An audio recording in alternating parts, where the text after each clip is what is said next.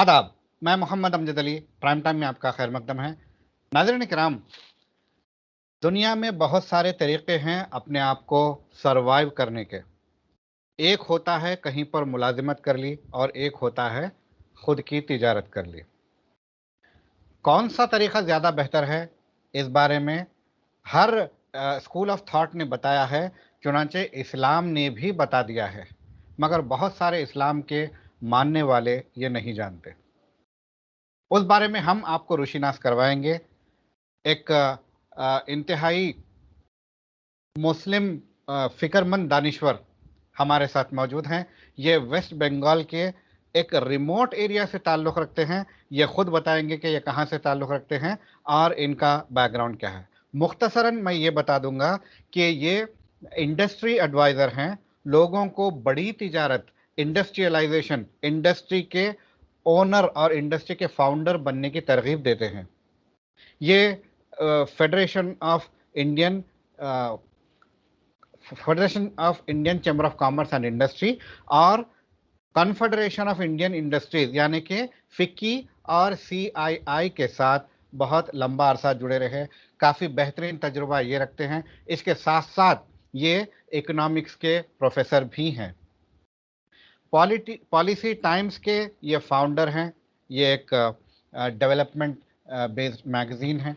तो इनके इतनी सारी खूबियां हैं, हमने सोचा कि क्यों ना मुसलमानों को तिजारत की तरगीब देने के लिए इनसे बात की जाए। आइए हम बात करते हैं वेस्ट बंगाल से हमारे साथ जुड़े हमारे दोस्त अकरम हक साहब से। हक साहब, आपका बीबीएन चैनल पर खैर मकदम है।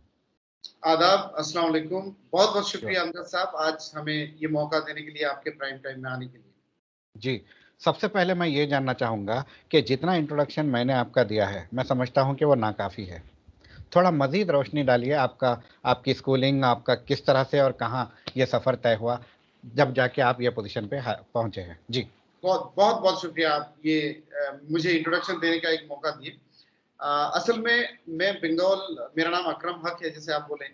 बंगाल के दक्षिण दिनाजपुर एक बहुत ही पिछड़ा हुआ डिस्ट्रिक्ट में से एक है। उत्तर दिनाजपुर और दक्षिण दिनाजपुर सर्वे के मुताबिक कहा जाता है, ये माने पूरे इंडिया का सबसे बैकवर्ड और पुअर डिस्ट्रिक्टों में से गिना जाता है। पूरे इंडिया का? जी, पूरी इंडिया का सबसे बैकवर्ड डिस्ट्रिक्ट और ओके। डिस्ट्रिक्ट में से गिना जाता है। और वहाँ से कलकत्ता सफ़र करना ही एक बहुत बड़ी कामयाबी माना जाता था, आज से 20-25 साल पहले। हुँ, और हुँ। वहाँ से दिल्ली आना तो और भी बड़ा एक अचीवमेंट के तौर पे देखा जाता था। हुँ, हुँ। लेकिन ऊपर वाले के बहुत रहमत रहा कि हमें अच्छे स्कूल में पढ़ाई करने का मौका मिला बंगाल के, हुँ। और उस अच्छे स्कूल से फिर हमें दिल्ली में पढ़ाई करने का मौका मिला। हमने इकोनॉमिक्स में पढ़ाई करी, उसके बाद मैनेजमेंट में अपना मास्टर डिग्री किए। ये सब तमाम उसके बाद फिर हमें बहुत कई सारे क्योंकि रिजल्ट्स अच्छे होने के नाते सबसे बड़ी बात है पूरी लाइफ की हमारी जो एजुकेशन हुई है, वहाँ पे लाखों रुपए का इन्वेस्टमेंट हुआ था। लेकिन ऊपर वाले की रहमत रहा कि हमें पूरी लाइफ की हमें बहुत सारे स्कॉलरशिप मिले। यानी हुँ, हुँ। पूरे लाइफ की जो एजुकेशन मिला हमें, वो स्कॉलरशिप के बुनियाद पे मिलने के बाद हमारे फैमिली से बहुत ज़्यादा एक्सपेंसेस नहीं हुआ और उस काबिल भी नहीं थे हम। लेकिन जो एजुकेशन हमने लिया, इसके बाद फिर हमें रोज़गार में जब एंट्री की, तो सबसे पहला हमें कई सारे जॉब के ऑफ़र मिले। तो उनमें से क्योंकि एमबीए किए थे और इकोनॉमिक्स में पढ़ाई किए थे, और उस वक़्त इराक में वेपन ऑफ मास डिस्ट्रक्शन के नाम पे एक बहुत बड़ा जंग छेड़ा गया था। तो ये सब जब हम देख रहे थे, क्योंकि हम स्टडी बहुत करते थे, तो देखे दुनिया में कहीं न कहीं एक बहुत बड़ा कॉन्स्पिरेसी चलता है, या कहीं न कहीं एक एजेंडा ड्राइव होती है। तो उसको जब समझने की कोशिश की है, तो देखा मीडिया एक बहुत पावरफुल और बहुत अहम रोल अदा करता है, जो आप भी इस इंडस्ट्री का हिस्सा बन के आप कर रहे हैं। तो मैं सबसे पहला मैंने रिक्वेस्ट किया कि मुझे पत्रकार बनने का मौका दिया जाए। हालाँकि एमबीए होके पत्रकार थोड़ा-सा रेयर कॉम्बिनेशन रहता है। तो इंसिडेंटली मैं भी एमबीए और पत्रकार हूँ। क्या बात है! तो ये मौका मिला, तो फर्स्ट में हमारे कुछ मैगज़ीन्स थे, the Sunday Indian, business economy, फिर इस तरह से कुछ मैगज़ीन्स थे। हमें प्लानिंग कमीशन के साथ काम करने का मौका मिला। ये जो बजट आता था, हर साल बजट आते थे, उसमें कई सारे रिसर्च करते थे। हम फाइनेंस मिनिस्ट्री को और मिनिस्टर को बहुत सारे सजेशंस देते थे। तो वहाँ से हमने सीखा कि पत्रकारिता जो करेंगे, वो माने डेवलपमेंट जर्नलिज्म पे ज्यादा फोकस देंगे, हम्म, पॉलिटिकल जर्नलिज्म नहीं। पॉलिटिकल जर्नलिज्म में बहुत सारे वो मिक्स चीजें रहती है, लेकिन हमने देखा क्योंकि हम एमबीए और इकोनॉमिक्स बैकग्राउंड से थे, हमारा हमेशा मिशन था कि किस तरह से हमारे काम से देश में तरक्की आए। हम्म, उसके बाद फिर हमें सीआईआई फिकी में काम करने का मौका मिला, जो बड़े बड़े इंडस्ट्री चैम्बर्स हैं।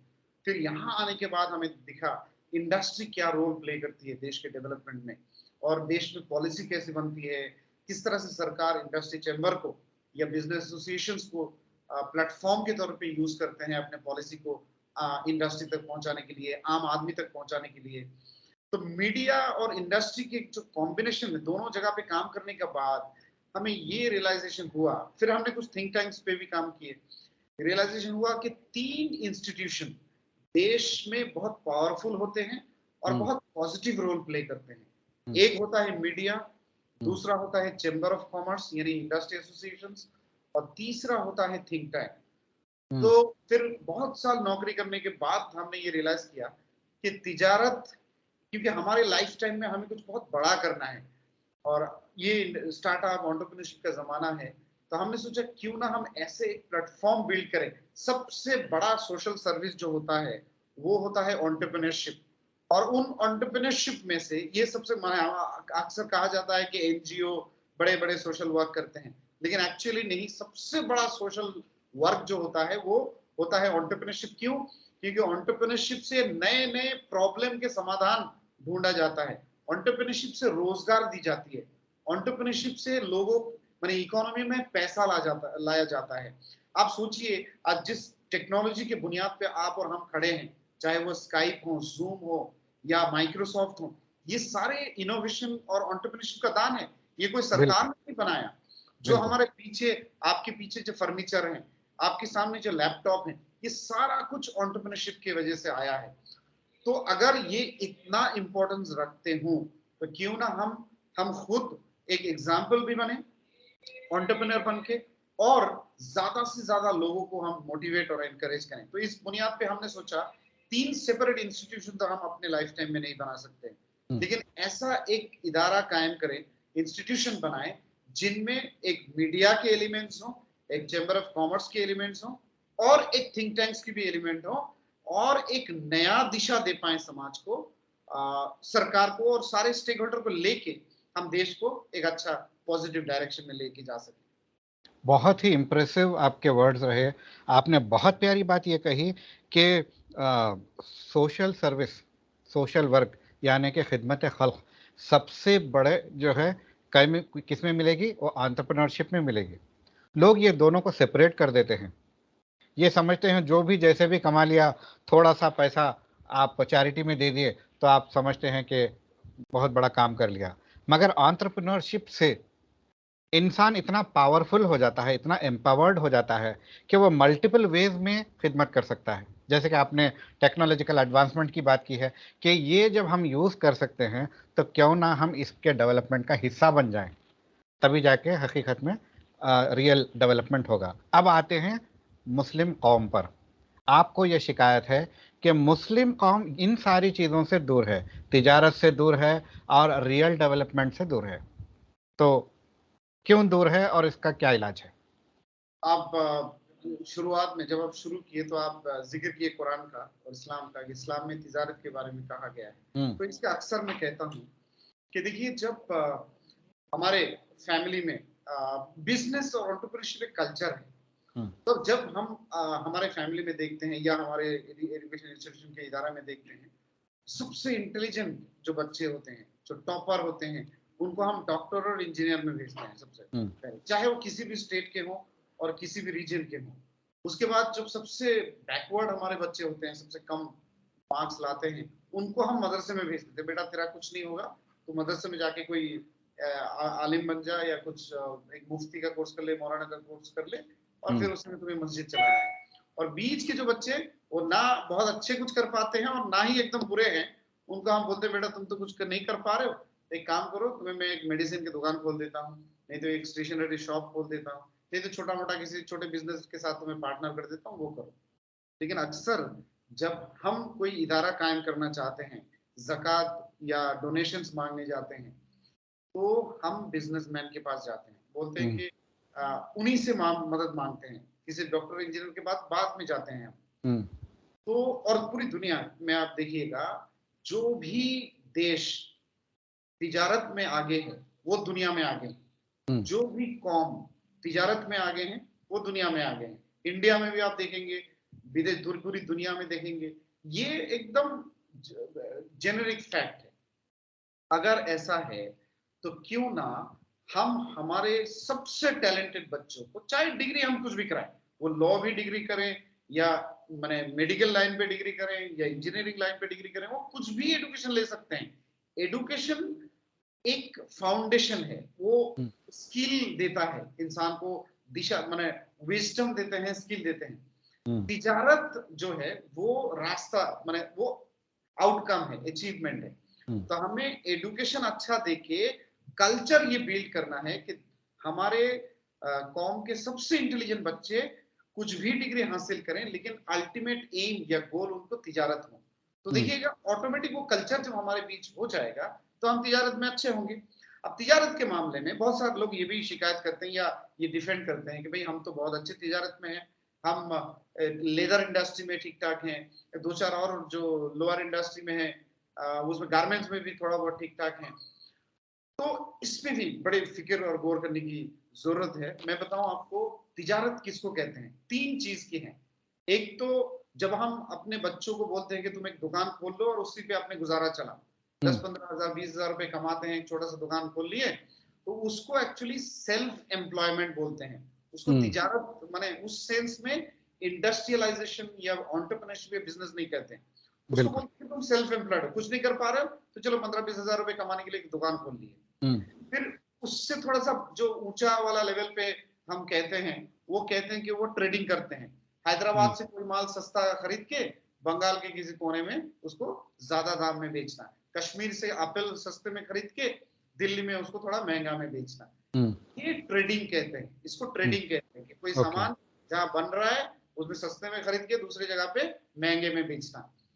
ये हालांकि सुन्नत का ये है, क्योंकि रसूल सल्लल्लाहु अलैहि वसल्लम के वक्त पे भी आप देखिएगा ज्यादातर लोग ट्रेडिंग में थे, क्योंकि मैन्युफैक्चरिंग इंडस्ट्रियलाइजेशन थोड़ा सा हेवी और पावरफुल है। लेकिन ये अल्टीमेट भी नहीं है। तो हमारे जो 80% जो देखेंगे सफल सक्सेसफुल आदमी है वो इस कैटेगरी में है कि वो ट्रेडिंग करते हैं। और तीसरा एक बहुत बड़ा जो हमारा कम्युनिटी, जो सबसे बड़े पावरफुल और रेस्पेक्टेड लोग हम बोलते हैं, उनको बोलते हैं दो तरीके से बिजनेस करते हैं। वो स्कूल के बिजनेस करते हैं, यानी एजुकेशन, नहीं तो हॉस्पिटल और हेल्थ केयर। इसके अलावा आप मुस्लिम्स को मास स्केल में दूसरे सेक्टर में आप सफल नहीं देख सकते। असली तिजारत किसको कहते हैं? जब आप समाज के एक बड़े प्रोडक्ट डेवलप करते हैं। आज कोई है ऐसा हमारा मुसलमान का कंपनी जो टॉप क्लास मोबाइल फोन बनाते हो, जो लैपटॉप बनाते हो आज के टाइम पे और आने वाले 50 साल में? आज भी आप देखिएगा भारत का 90% बीड़ी मुसलमान एंटरप्रेन्योर बनाते हैं। तो आज से 50 साल पहले बीड़ी बना के अगर आप बोलते थे कि हम देश के लिए सेवा कर रहे हैं क्योंकि हम इतने लोगों को रोजगार दे रहे हैं, तो 50 साल पहले वो ठीक था। आज अगर आप बीड़ी बना के या चमड़े का बेल्ट बना के अगर आप कहते हो कि आप बहुत बड़ा सर्विस दे रहे हो समाज में, वो एक्चुअली सही नहीं है। क्योंकि आज और अगले 50 साल में बिजनेस क्या होगा? अगले 50 साल में साइबर सिक्योरिटी का बिजनेस होगा, आर्टिफिशियल इंटेलिजेंस का बिजनेस होगा, 5G का बिजनेस होगा, इलेक्ट्रिक व्हीकल का बिजनेस होगा, ये लैपटॉप और ये कंप्यूटर और ये दौर है। आप गिन के दिखाइए कितने हमारे एंटरप्रेन्योर्स इस फील्ड में अपने काम कर रहे हैं। तो हमें फ्यूचर इंडस्ट्री को बढ़ाना है। रिटेल में भी हम बहुत ज्यादा नहीं है, कमर्शियल जो रियल एस्टेट है उसमें भी हम बहुत ज्यादा नहीं है। तो हमें, और मीडिया दुनिया का सबसे इंपॉर्टेंट बिजनेस है। देखिए आज पूरे भारत का 90% मीडिया प्राइवेट है, सरकारी मीडिया क्या अहमियत है? आज कुछ भी नहीं है। लेकिन ऐसा कौन सा नेशनल लेवल के मीडिया चैनल है जो हमारे कौम के बिजनेसमैन ने बना पाया? नहीं बना पाए। इसका कारण क्या है? जो बिजनेसमैन है वो अनएडुकेटेड है, उनको कुछ करना नहीं आता था, बिजनेस में आ गए, लक से कोई क्लिक कर गए, ऊपर वाले ने, अल्लाह ने किसी के रिजिक में ज्यादा लिख दिया तो बड़े बन गए। पढ़े लिखे लोग डर को बने और वो रोजगार के पीछे भागते रहे सिक्योरिटी सेफ्टी के नाम पे। मैं अपने वालिद साहब को और मेरी अम्मी जान को आज तक समझा नहीं पाया तिजारत क्यों ज्यादा इंपॉर्टेंट है नौकरी से, क्योंकि तिजारत से ना सिर्फ हम अपने लाइफ को बदल सकते हैं, एक बहुत बड़े डायरेक्शन और बहुत बड़ा एक काम कर सकते हैं। तो ये बेसिकली मेरा शिकायत है, और मैं रिक्वेस्ट, शिकायत मतलब मैं रिक्वेस्ट भी करता हूँ कि हम्म, इस तरह बड़ा सोचा जाए। जब आप हम्म, तिजारत करें तो खुद के प्रॉफिट को ज्यादा प्रायोरिटी ना दें, एक हम्म। सोशल ऑब्जेक्टिव को सामने रखें और बड़ा काम करें। आपने एक बात कही अपने दौरान गुफ्तगू कि क्या हमारे यानी कि मुस्लिम कौम में इंटरनेशनल लेवल की कोई मोबाइल मैन्युफैक्चरिंग कंपनी है या फिर कोई कंप्यूटर मैन्युफैक्चरिंग कंपनी है। क्या हम ये कर पाएंगे? क्या हम डेल या फिर जो है आईबीएम या माइक्रोसॉफ्ट या ऐसे बड़ी बड़ी जो कंपनी है, इंटेल है, क्या हम इनको कंपटीशन दे सकते हैं ये जब अब बहुत इस वक्त जबकि हम जीरो हैं? ये बहुत ही आसान है करना। मैंने, हम्म, आप विश्वास कीजिए मेरा, क्योंकि मैंने बड़े बड़े इंडस्ट्री एसोसिएशन के साथ काम किया है, बड़े इंडस्ट्री के साथ काम किया है। ये करना वाकई ही बहुत आसान है। हम्म, सबसे पहला जो स्टेप लेना है वो कल्चर डेवलप करना है हम्म, और वर्ल्ड क्लास एजुकेशन लेना है। हम्म, एजुकेशन अगर हाई क्लास नहीं लेंगे तो ये नहीं समझ पाएंगे। देखिए, एक मारवाड़ी के घर पे जाइएगा, जो मारवाड़ी जैन्स होते हैं, उनकी एक मिठाई की दुकान होता है, नहीं तो एक गारमेंट की दुकान होता है, नहीं तो आप एक सोने की दुकान देखेंगे। हम्म, लेकिन उनके बच्चों को, एक पंजाब सरदार के घर पे जाइएगा, वो अपने बच्चों को 1-1 लाख रुपए सालाना फी माने डोनेशन और 10-10, 12-12, 15-15 हजार के फीस देके अपने बच्चों को टॉप क्लास प्राइवेट स्कूल में पढ़ाई कराते हैं, हम्म, टॉप क्लास सरकारी स्कूल में पढ़ाई कराते हैं। लेकिन उसके बावजूद भी पढ़ाई कंप्लीट होने के बाद अपने बच्चों को अपने वही कपड़े की दुकान में बिठाते हैं, और अपने वही सोने की दुकान में बिठाते हैं, और अपने वही रेस्टोरेंट में बिठाते हैं। क्यों? क्योंकि वो अपने बिजनेस को उस मॉडर्न एजुकेशन के साथ कनेक्ट करवाना चाहते हैं। हम्म, किस तरह से वो हाई क्लास कम एजुकेशन में, कोई भी मारवाड़ी, कोई भी गुजराती, कोई भी पंजाब सरदार या कोई भी क्रिश्चियंस, कोई भी ज्यूस कभी भी कॉम्प्रोमाइज नहीं करते। हम मुसलमानों के बीच बहुत बड़ा प्रॉब्लम है कि हम एजुकेशन को इन्वेस्टमेंट नहीं समझते, हम एजुकेशन को बर्डन समझते हैं। तो हम क्या करते हैं, मुसलमानों के पास सबसे पहला जब पैसा आता है, सबसे पहला इन्वेस्टमेंट वो जमीन खरीदने में लगाता है और एक हम्म, दुकान खरीदने में लगाता है, एक घर खरीदता है। वो भी दुकान बाद में खरीदता है, बनाता है, सबसे पहले मकान बनाता है कि हम्म, अपना मकान हो। तो ये सबसे माने लॉस मेकिंग इन्वेस्टमेंट होता है। सबसे बड़ा इन्वेस्ट, सबसे बड़ा जो एसेट होता है वो होता है ह्यूमन रिसोर्स, अपने बच्चा, अपने हम्म, बच्चे, यानी कौम के भी बच्चे हो सकते हैं, आपके खुद के भी बच्चे हो सकते हैं। हम्म, यानी उसको अगर सही तरबियत और एजुकेशन आपने दिया, सही स्किल दिया, वो जो आउटपुट लाएगा, वो आउटपुट जमीन से कई गुना ज्यादा बेहतर होता है। और हमारे कौम के लोगों को यही बात समझाना बड़ा मुश्किल है। हम्म, आपको मैं ऐसे कई हजारों एग्जाम्पल दे सकता हूं, जो हमारे साथ भाई रहते हैं, दाढ़ी टोपी लगा के बड़े एकदम शानदार दिखते हैं कि ईमानदार और मुसलमान है, पैसा लाने के बाद बच्चों को सरकारी स्कूल में पढ़ाते हैं, नहीं तो पढ़ाते ही नहीं है, लेकिन जमीन 2-4 खरीद लिए।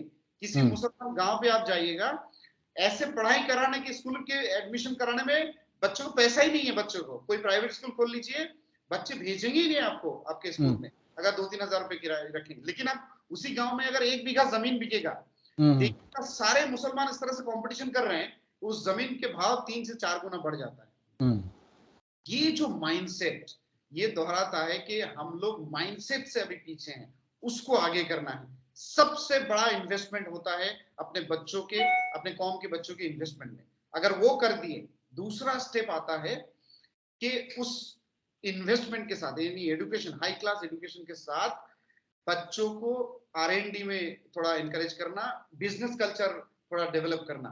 R&D इनोवेशन के अलावा कभी भी आप high and high value product नहीं बना सकते। सो फिर बिजनेस कल्चर में आपने एडुकेटेड किया, आपने पहले बच्चों को, फिर बिजनेस कल्चर में डाल दिया। उसके बाद आपको आपके बच्चों को एक्सपोजर देना है कि किस तरह से जो मेन स्ट्रीम सरकार किस तरह से सेक्टर में बिजनेस बढ़ाने के लिए प्रमोट कर रहे हैं। देखिए, हम्म, सरकार का पॉलिसी बनता है और सरकार हर साल, हर वक्त, चाहे वो राज्य की सरकार हो, केंद्र की सरकार हो, वो इंडस्ट्री को एनकरेज करते हैं, लोगों को एनकरेज करते हैं कि इस सेक्टर में अपना बिजनेस खोलिए, उस हम्म, सेक्टर में अपना बिजनेस खोलिए। वहां सरकार बहुत सारे सब्सिडीज देते हैं, बहुत सारे स्कीम से लाते हैं, बैंक से लोन दिलवाते हैं, ये तमाम चीजों वो कराते हैं। तो मुसलमानों को जो ध्यान रखना है कि सरकार अभी किस सेक्टर में फोकस दे रहे हैं और उस सेक्टर का फायदा हम कैसे ले सकते हैं, और हमेशा आने वाले 50 साल के ट्रेंड्स देखने हैं, ना कि पीछे के 50 साल।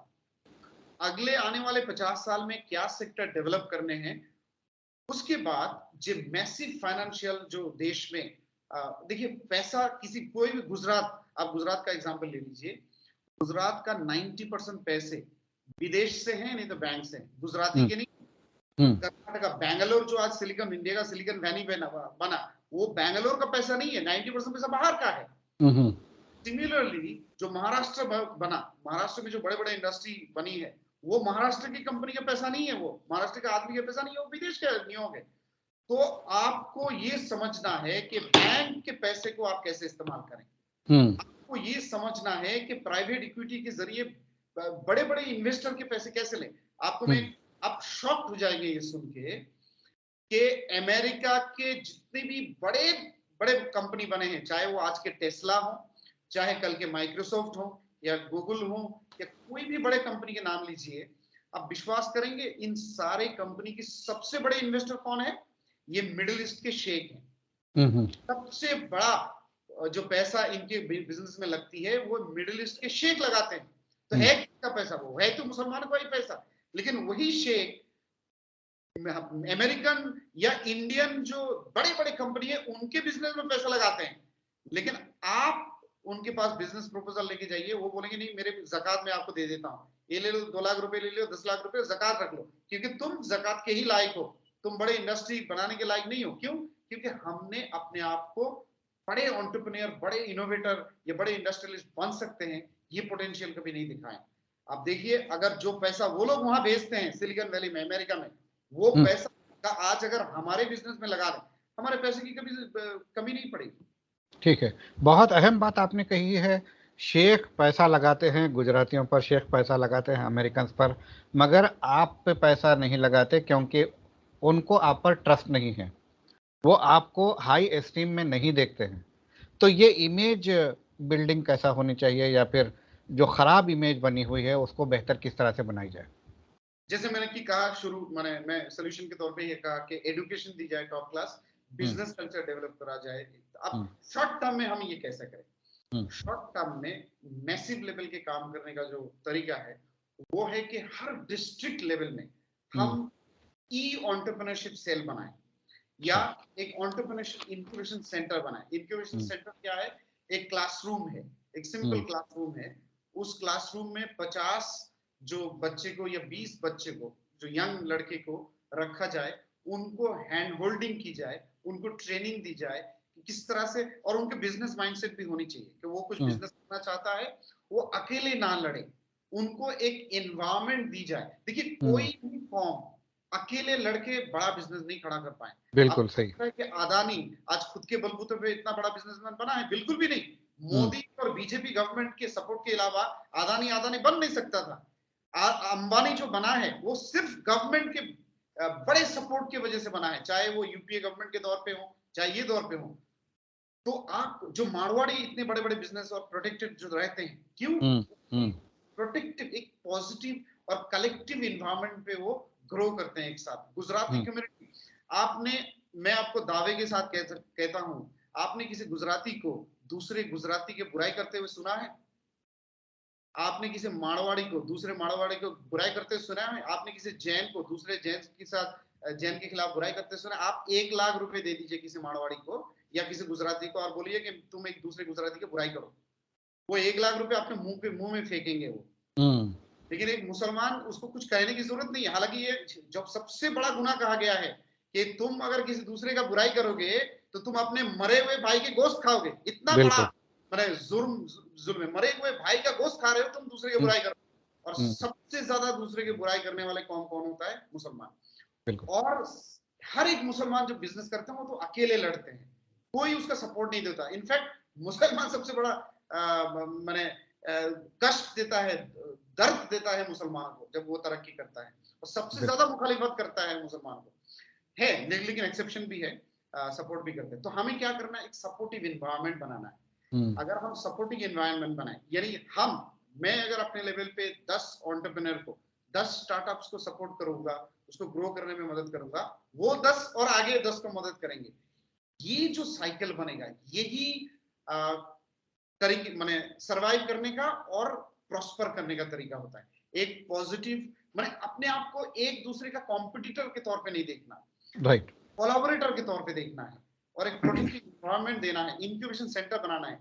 तीसरी सबसे इंपॉर्टेंट पॉइंट है, अगर ये हम कर सकते हैं, बहुत शॉर्ट टाइम में हम बहुत तरक्की कर सकते हैं। वो है ये, हमारे जो एजुकेशन इंस्टीट्यूशंस हैं, जो एजुकेशन के इदारे हैं, वो जो पढ़ाते हैं और अगले 50 साल में जो नौकरी और जॉब आने वाला है, उनमें से कोई तालमेल ही नहीं, लिंक ही नहीं।